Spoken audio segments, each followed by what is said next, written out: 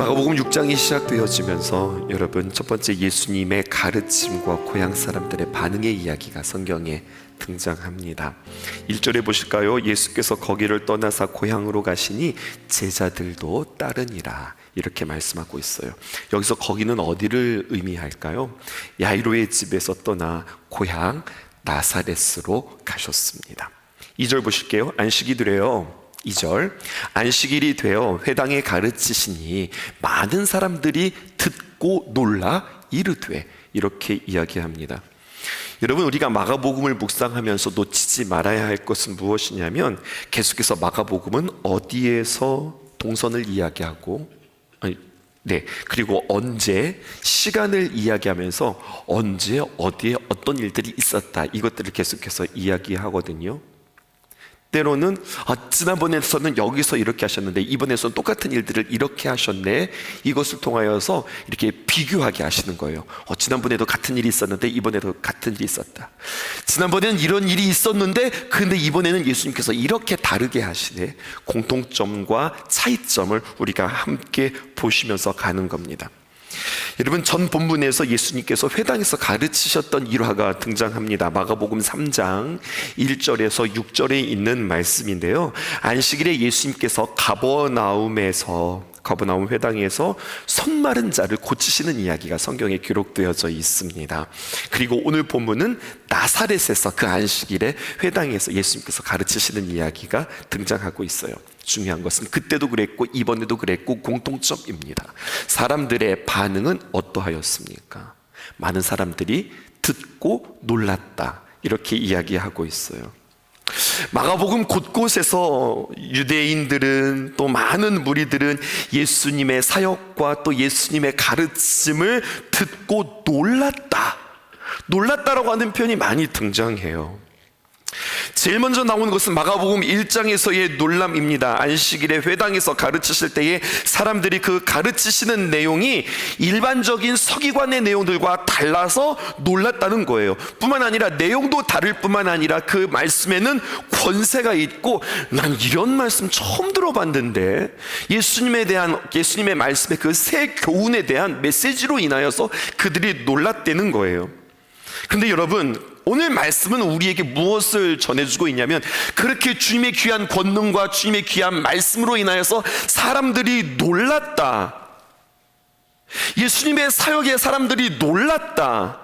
사람들의 반응은 이렇게 놀랐다는 것, 이것이 충분하지 않다고 성경이 우리에게 이야기하고 있어요. 단순히 놀라기만 하는 것, 그것은 성숙한 그리스도의 모습이 아니라고 이야기하는 거예요. 말씀의 기적, 계속 놀라기만 하고 감격했던 사람들은 그냥 그렇게 놀라고 감격하여서 결국 예수님을 떠나버리는 사람들이 되어져 버려요. 예수님의 귀한 말씀에 대해서 놀랍다, 감격하고, 그리고 그것에 대하여서 우리가 큰 감동을 갖는 것뿐만 아니라 예수님의 귀한 가르침에 대하여서 회개하고 우리의 삶을 새롭게 하는 것, 여러분, 여기까지 나가야 되는 겁니다. 오늘도 내가 하나님의 귀한 말씀 듣고 너무 좋았잖아, 너무 감동했잖아, 이것으로 끝나는 것이 아니라 그 말씀이 나에게 육화되어져야 한다. 이렇게 우리는 나가줘야 하겠습니다. 나는 진리의 말씀에 바르게 반응하고 있는가? 주님과의 동행 40일을 통해서 나는 정말 주님과 함께 동행하고 있는가? 놀람과 감격으로 그치는 것이 아니라 말씀 가운데서 역사하시는 하나님과 더불어 함께 동행하고 구체적으로 실천하시는 저와 여러분들 되었으면 참 좋겠습니다. 어제는 아이가 새벽 예배 나오고 그리고 피곤해서 잠자리에서 들어서 아침 늦게까지 안 일어나고 있는 거예요. 그래서 애한테 가가지고 달리다 굼 소녀야 일어나라, 달리다 굼, 아빠 그러지 말라고 그랬는데, 여러분, 그렇게 말씀에 대하여서 한 가지라도 구체적으로 적용해보고 실천하는 여러분들 되었으면 좋겠습니다. 사람들이 놀랐어요. 어디에 놀랐느냐? 질문 5가지가 전달되었습니다. 이것에 대해서 놀랐습니다. 2절 볼까요? 첫 번째, 이 사람이 어디에서 이런 것들을 얻었느냐? 그의 권세와 그의 능력같이 어디서 얻었느냐? 두 번째, 이 사람이 받은 지혜와 그 손으로 이루어지는 권능이 어찌 됨이냐? 또 세 번째 이것을 질문하죠. 이 사람이 마리아의 아들 목수가 아니냐? 네 번째, 야고보와 요셉과 유다와 시몬의 형제가 아니냐? 또 다섯 번째, 누이들이 우리와 함께 여기 있지 아니하냐? 계속해서 질문해요. 그리고 그 질문의 끝은 뭡니까? 그리고서 예수님을 배척했다고 하는 거예요. 이 다섯 가지의 공통된 질문이 있습니다. 그것은 바로 무엇이냐? 예수님이 도대체 누구냐? 예수님의 정체성에 대해서 지금 질문하고 있어요. 근데 질문은 잘했는데 그 질문의 결론이 너무나도 아쉬운 거예요. 여러분, 예수님의 놀라운 가르침과 권능 앞에서 그들이 고꾸라지며 부복하며 겸손함으로 도대체 이분이 누구시란 말이냐? 이것을 질문하는 것이 아니라 예수님의 놀라운 가르침과 권능 앞에서 부복이 아니라 부정하면서 예수님에 대해서 이들이 질문하는 그 마음의 삐뚤어짐을 보세요. 여러분, 예수님의 고향 나사렛에서 살던 사람들, 그들에게는 이것은 혜택이었습니다. 특혜였습니다. 예수님과 함께 자란다고 하는 것은 얼마나 큰 복이었을까요? 공생의 전에 말입니다. 예수님께서 사역하시기 전에 예수님에게도 분명 어린 시절이 있었고 청소년의 시절이 있었고 청년의 초반의 시간들이 있었을 텐데, 그 예수님께서 엉뚱한 짓하고 못된 짓 하다가 공생애가 되어지면서 예수님께서 싹 변해서 새로운 삶들을 살아갔을까요? 아니라는 거죠. 새 사람이 되어서 새 사역을 시작했던 것이 아니라, 우리가 성경의 한켠의 모습을 보기도 하지만 예수님은 어렸을 때부터 뭔가 달랐어요. 예수님의 성품과 예수님의 지혜와 예수님의 태도는 어렸을 때부터 달랐다고요. 나사렛 사람들은 예수님의 유년기뿐만 아니라 청소년기와 청년기를 함께 보면서 지냈던 사람들이에요. 예수님이 일하시는 모습을 보았을 거예요. 예수님이 집안을 섬기는 모습들도 보았을 거예요. 여러분, 3절 보세요. 어색한 표현이 등장하고 있습니다. 3절에 보니까 요셉의 아들이라고 표현하는 것이 아니라 이 사람의 마리아의 아들 목수가 아니냐, 이렇게 이야기한다고요. 여러분, 요셉의 아들이라고 하는 표현이 당시의 부계중심 사회에서 훨씬 더 그 시대의 정서에 맞는 표현입니다. 근데 사람들은 뭐라고 부르냐면 요셉의 아들이 아니라 마리아의 아들, 이렇게 부르고 있어요. 왜 그럴까요? 마리아의 아들이라니까요. 이것을 통해서 몇 가지 우리가 알 수 있는데, 첫 번째는 요셉이 일찍 세상을 떠나서 그래서 아버지가 없는 거예요. 그래서 마리아의 아들 아니냐, 이렇게 표현하기도 하지만은요, 주경가들은 이 표현을 좀 더 화법과 문화적으로 해석하기를 예수님의 태생의 비밀 말입니다. 성령으로 잉태하사 동정녀 마리아를 통하여서 태어남에 대하여서 사람들은 무지하고 오해한 나머지 당시 사람들은 예수님을 경멸하는 말로 마리아의 아들, 이렇게 불렸다고 하는 그러한 해석들도 있어요. 또 예수님은 공생의 전까지 목수로서, 당시의 목수는 오늘날의 목수와는 다른 겁니다. 그 당시의 목수는 일용 작부였습니다. 아주 천한 직업이었습니다. 집집마다 방문하여서 잡다한 일들을 감당했으며, 일이 있으면 머물고 일이 없으면 다른 마을로 가야 하는 보장이 없는 참 천한 직이 바로 목수였습니다. 저에게는 이런 상상력이 있었습니다. 예수님께서 목수라고 하셨다면, 예수님 천지를 지으신 그 주님께서, 우주 만물을 창조하신 그 예수님께서 집집마다 다니면서 그 당시에 나무로 된 가구들은 무엇이 있을까요? 고장난 의자, 식탁, 또 주저앉은 천장 지붕, 이런 거 고치실 때 우리 예수님은 얼마나 잘 고치셨을까, 이런 생각도 해보았어요. 그런데 예수님께서 이런 노동들을 하실 때 말이에요, 이런 노동들을 통하여서 그 가족들을, 아버지 없는 그 가족들을 부양하셨는데, 참 신기한 것은 예수님이 우리에게 성경에 기록되어져 있지 않은 그 말씀과 말씀 사이의 그 행가를 통하여서 예수님은 우리에게 창조주 하나님임에도 불구하고 그 노동의 가치를 우리에게 보여주고 가르쳐주고 계시는 거예요. 이런 겁니다. 하나님의 아들조차 기적을 통해서, 또 놀라운 일들을 통하여서 그 가족들을 부양하는 것이 아니라 직접 일하면서, 직접 노동하면서, 직접 땀을 흘리면서, 직접 고생하면서 그렇게 가족들을 부양하셨다고요. 왜 그랬을까요? 여기 중요한 주님의 가르침이 있어요. 그것은 바로 우리의 일상의 삶이 얼마나 소중한 것인지 몸소 가르쳐주고 계시는 겁니다. 그렇게 하나님이 말입니다, 육신이 되어서 망치를 들고 못을 들고 몹질하고 톱질하고 밤을 새워서 노동해 가고, 이거 빨리 만들어 달라니까요, 재촉하는 그 주인에게 애써서 그 주인의 마음을 맞춰주면서 수고하면서 일하셨던 그 모습, 그렇게 가족을 부양했던 모습을 보면서 우리 또한 우리에게 주어진 일들에 대해서 더 진지하게, 더 감사하게 이 일들을 감당해야 되지 않을까, 이렇게 생각해 보았습니다. 여러분, 예수님을 닮은 삶은 우리의 삶의 예배 모습으로 우리에게 주어진 그 귀한 사명들을 진지하게 감당하는 모습으로 우리가 주 앞에 나가야 할 것입니다. 눈이 제대로만 있었다면 예수님이 어떤 분인지 알 수 있었을 겁니다. 그들은 특혜였다니까요. 나사렛 사람들에게 예수님이 함께 자라고 그 예수님의 성품과 예수님의 말씀과 예수님의 모든 일들을 대하는 태도를 보았다면 그들에게는 이것이 특혜였을 텐데, 보세요, 오늘 성경은 우리에게 이렇게 이야기해요. 예수님과 함께 있었던 그 시간 때문에 익숙해진 나머지 그들의 고정관념으로 인하여서 그 익숙함 때문에 오히려 예수님을 부인하고 예수님을 폄하하게 되어지는 너무나도 아쉬운 결론에 이르게 되어져요.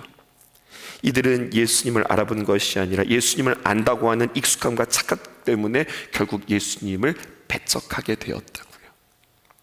이것을 우리는 어떻게 적용해 볼까요? 사람들은 이야기했잖아요. 3절 보세요. 이 사람이 마리아의 아들 목수가 아니냐, 야고보와 요셉과 유다의 시몬 형제가 아니냐, 그 누이들이 우리와 함께 있는 게 아니라 나 이 사람은 아는데, 나 이 사람과 자랐는데 우리와 똑같은 사람 아닌가, 이렇게 이야기하는 거예요. 하나님의 말씀뿐만 아니라 사람을 대할 때도 마찬가지고 우리의 삶을 대할 때도 마찬가지입니다. 적용하세요. 우리가 우리의 삶에 있어서 익숙한 것에 대해서 나 아는데, 딱 보면 아는데 이거 몰라? 우리의 익숙함에 따라서 너무나 소중한 것들을 잊어버릴 수 있습니다. 하나님의 말씀을 대할 때도 그래요. 나 이 말씀 아는 말씀인데, 나 이 말씀 들었던 말씀인데, 너무나도 익숙한 나머지 안다는 것으로 정말 우리에게 들려주시는 하나님의 메시지를 놓칠 때가 있어요. 아테네의 최고의 철학자 소크라테스를 여러분들에게 소개할까요? 여러분들 다 아실걸요? 소크라테스가 뭐라고 이야기했는 줄 알아요? 내 자신을 알라, 이렇게 이야기했어요. 여러분, 내 자신을 알라, 주제 파악 좀 해, 이런 뜻일까요? 여러분, 이것은 이런 말이에요. 내 자신을 알라라고 하는 것은 자신의 무지함에 대한 무지를 알라, 이거예요.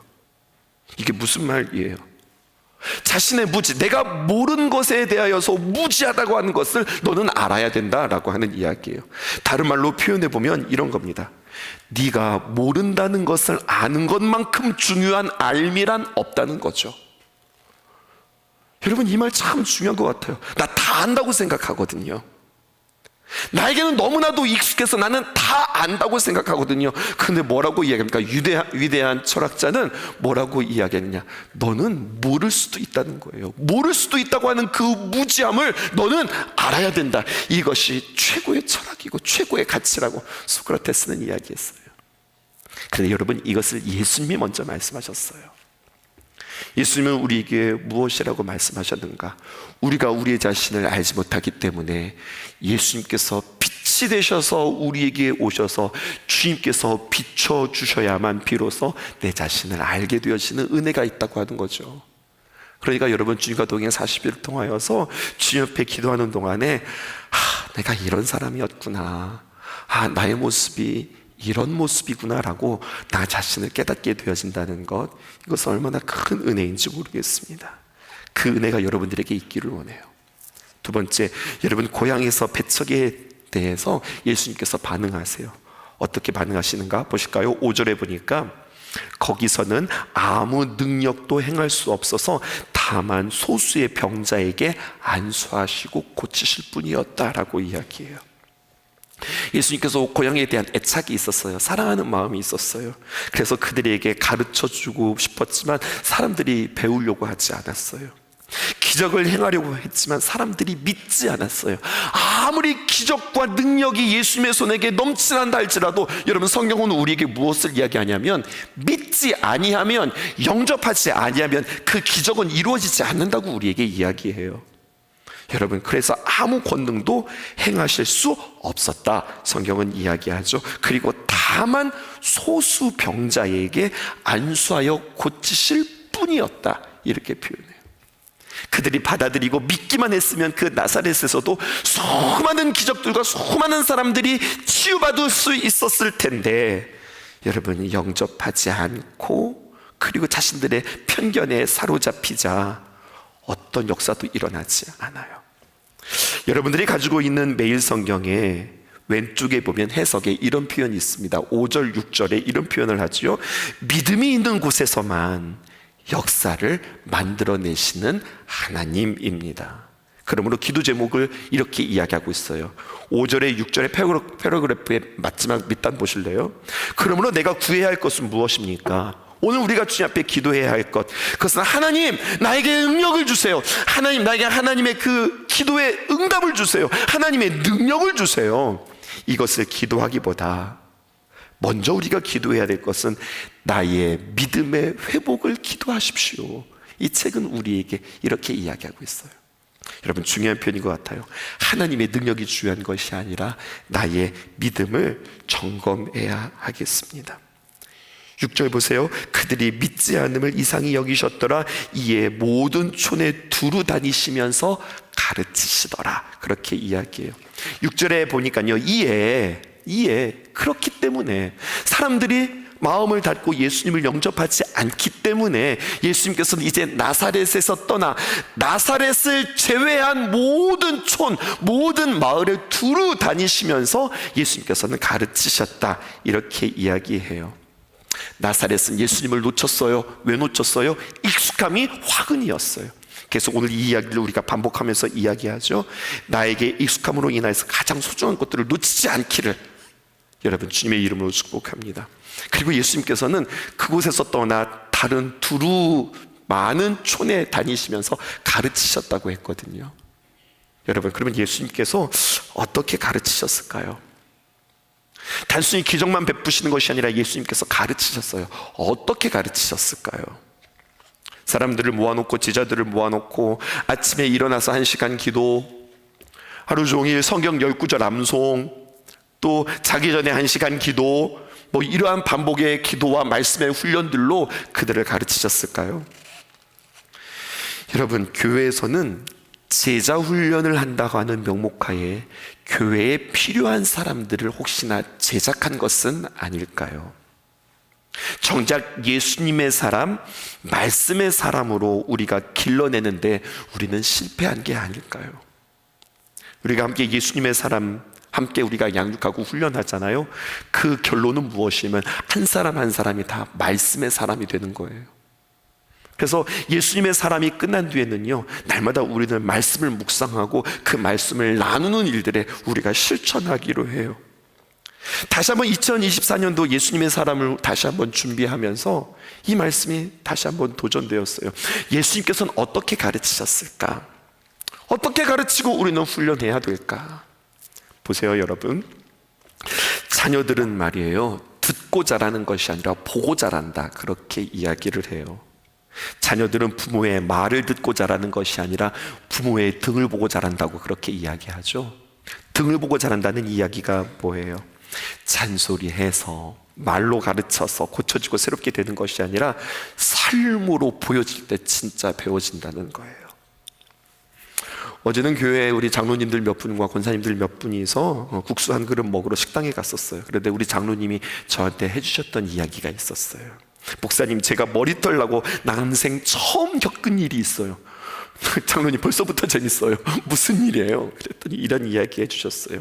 한 번은요, 이제 장로님 겪었던 이야기 하는 거예요. 장로님들 몇 분하고 권사님들 몇 분이서 오늘처럼 이 집에서 국수 한 그릇 먹고 있는데 우리 교회 청년들 몇 명이 들어왔다는 거예요. 그래서 우리 장로님들이 예뻐가지고 우리 청년들 밥 좀 사줘야 되겠다 하고서 돈을 계산하려고 하는데 가게 주인 아주머니가 이렇게 이야기하는 거예요. 한 청년이 여기 장로님들, 감사님들 밥값 지불하고 나갔어요. 그러는 거예요. 여러분, 그래서 깜짝 놀랐대요. 난생 처음 잊지 못할 대접을 받았다고, 큰 감동이었다고 흐뭇하면서 칭찬해 주셨어요. 누가 밥 사줬는지 여러분들 궁금하시죠? 근데 저는 이야기의 포인트가 여기에 있지 않아요. 여러분, 이 이야기를 들으면서 한 가지 분명한 것은 아마도 그 밥값을 내는 그 청년은 생각해서 한 것이 아니라 보고 배운 것이라고요. 아마도 그 청년 주변에서 어떤 장로님이 그에게 밥을 사주셨을 수도 있고요, 그 청년의 부모가 그렇게 누군가를 즐겨 섬기는 것을 그는 보고 자랐을 거예요. 그러니까 그렇게 멋진 일을 행했을 거예요. 예수님과의 동행이라는 것은 무엇일까요? 예수님의 말씀과 동행하는 것입니다. 예수님의 말씀과 동행한다는 것은 무엇일까요? 그 말씀대로 살려고 애쓰고 그 말씀이 삶의 기준이 되는 것, 나를 쳐서 복종하는 것, 예수님처럼 나도 한번 따라해 보는 것, 여러분, 이것이 진짜 훈련이에요. 우리 스스로 그렇게 훈련해가고 예수님처럼 살아가 보려고 할 때에 그 누군가가 나의 등을 보고서 배울 수 있다고 하는 거죠. 예수님은 분명 그렇게 가르쳐 주셨어요. 직접 섬겨주셨고, 직접 사랑하는 모습이 무엇인지 알려주셨고, 그의 눈빛과 그의 표정과 그의 섬김을 통하여서 가르쳐 주셨어요. 물론 하나님의 귀한 말씀을 앉아서 그들에게 하나하나 비유를 통해서 가르쳐 주시기도 하셨죠. 그런데 그것만 잊지 않고 그렇게 가르쳐 주시는 그 예수님의 귀한 삶이 그들에게 더 큰 울림이 되었다고 하는 거죠. 이러한 저와 여러분들 되어지기를 원합니다. 우리는 알고 또 모르는 사이에 부지불식간에 많은 영향을 얻고 또 많은 영향들을 주고 있다고 하는 사실이죠. 그래서 성도들이요, 결국에는 거의 다 목사와 함께 비슷해지는 거예요. 그때 선한 영향력, 선한 가르침, 선한 본보기가 될 수 있기를 주님의 이름으로 축복합니다. 마지막 한 가지 더 볼까요? 이제 제자들을 보내시고 제자들의 복음 전도가 시작되어집니다. 7절과 8절입니다. 우리 함께 읽어보실게요. 시작. 12제자를 부르사 둘씩 보내시며 더러운 귀신을 제어하는 권능을 주시고 8절 명하시되, 이렇게 이야기합니다. 8절 상반절까지 볼게요. 예수님께서 12명의 제자들을 세우신 목적이 있어요. 마가복음 3장 14절에 보면은요, 자기와 함께 하시기 위해서. 자, 왜 함께 하실까요? 직접 그들의 귀한 삶을 통해서 보여주시려고. 그 다음에 2절에 두 번째는 뭐냐면요, 그들을 7절 보세요. 둘씩 함께 하셨으면 함께 하신 것으로 끝나는 것이 아니라 그들을 보내십니다. 보내기 위하여서 세우셨고 보내기 위하여서 함께 하셨어요. 그리고 전도도 하고 귀신을 내쫓는 권능을 가지기 위하여서 12명을 세웠습니다. 오늘날 교회는 양극단에 빠지는 것 같아요. 이렇게 영적인 사역, 귀신을 내쫓고 치유하고 그리고 놀라운 영적인 전쟁을 선포하는 것에 너무 치우친 교회가 있고, 때로는 그것에 대해서 너무 무지하여서 전혀 손도 대지 않고 전혀 그것에 대하여서 접근조차 하지 못하는 그러한 교회도 있고, 여러분, 우리는 이 모든 것들에 대하여서 균형 있는 교회가 되어줄 수 있기를 바랍니다.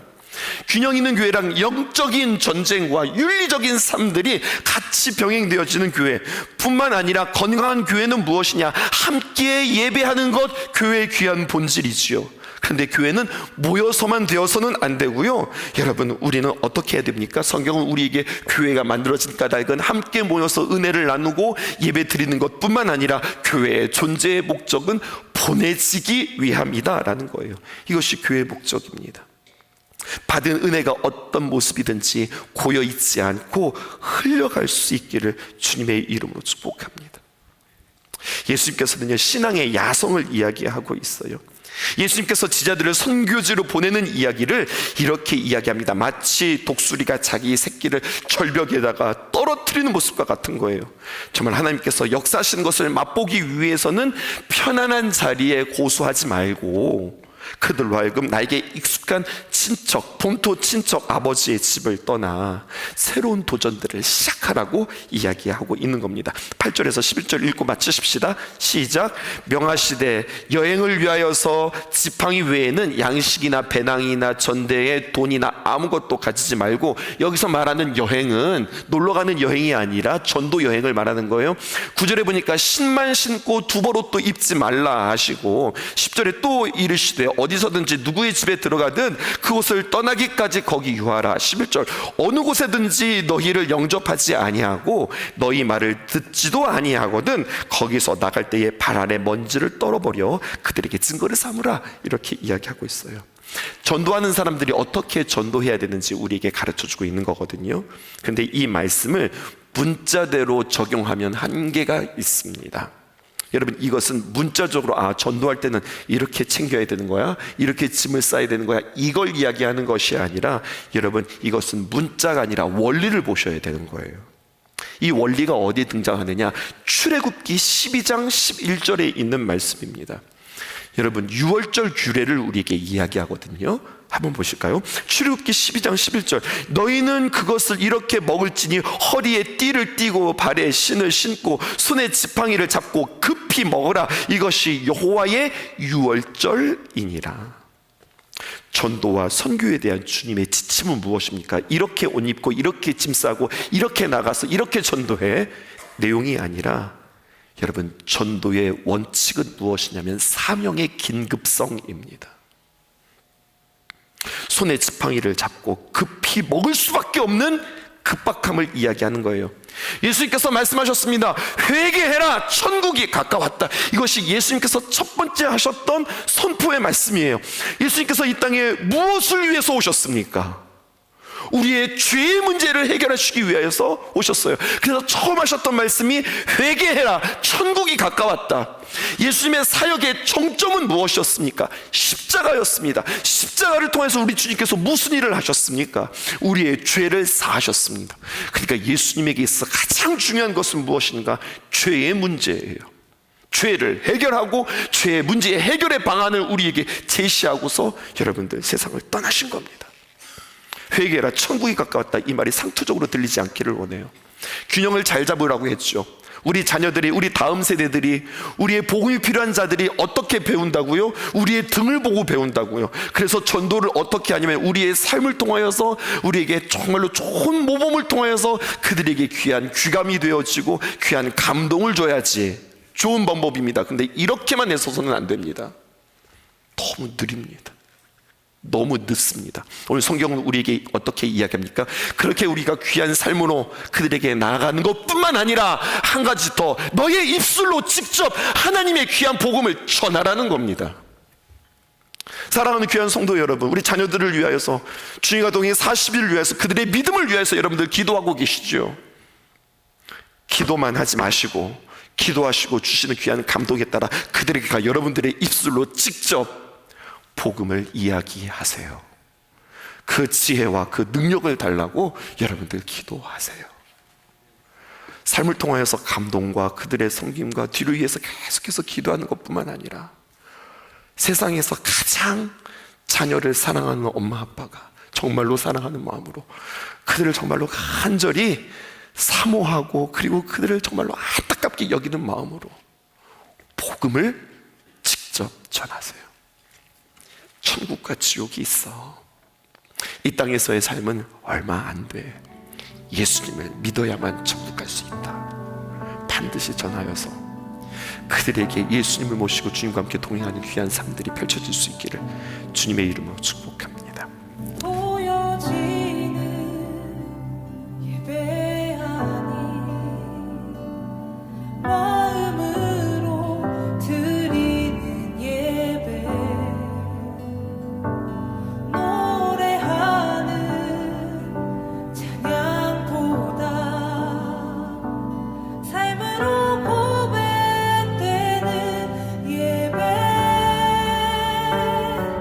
나를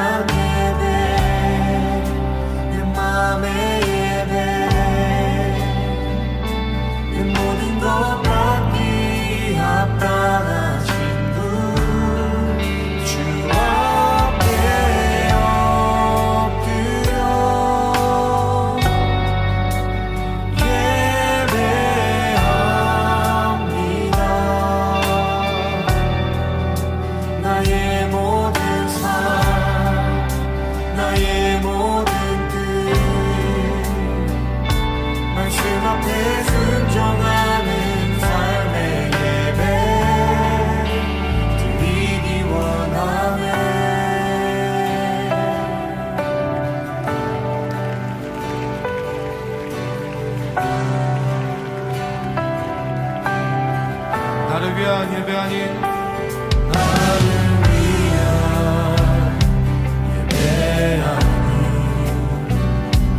주님 뜻을 향한 예배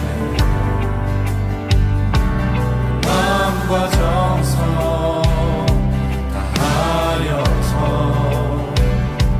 주 앞에 드려지는 예배